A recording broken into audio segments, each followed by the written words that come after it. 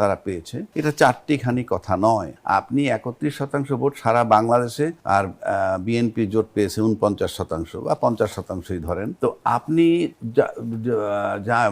বিএনপির 50% আমার কাছে সারপ্রাইজিং না।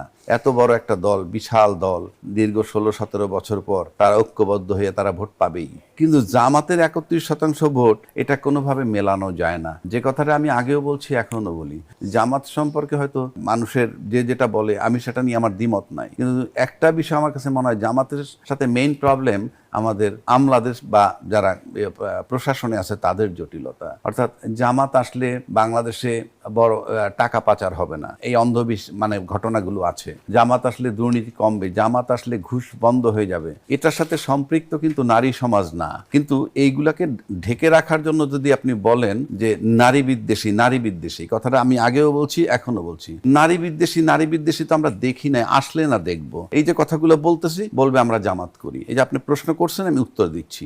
নারী বিদ্বেষী বলবে কিভাবে? আপনার ধর্ষণের সেঞ্চুরি যখন জাহাঙ্গীরনগর বিশ্ববিদ্যালয় হয়েছিল, তখন ক্ষমতায় ছিল কারা? আওয়ামী লীগ। জামাত তো ক্ষমতায় ছিল না, জামাত তো কখনোই ক্ষমতায় ছিল না। বাংলাদেশের গত 53-54 বছরে, আগেও বলছি এখনো বলছি, একজন নারী পুলিশের আইজিপি হন নাই, একজন নারী সেনা প্রধান হন নাই, একজন নারী প্রধান বিচারপতি হন নাই। ওই ক্ষমতায় তো জামাত ছিল না, সবাই প্রগতিশীল যারা ছিলেন তারাই। ওই আলটিমেটলি তো সবাই নারীকেই দমিয়ে রেখেছেন। এখন বলতে পারেন নারী পার্টিসিপেট করতে, আমি চিফ তো দেখি নাই যে কোনোটার চিফ হয়েছে। এবং আপনি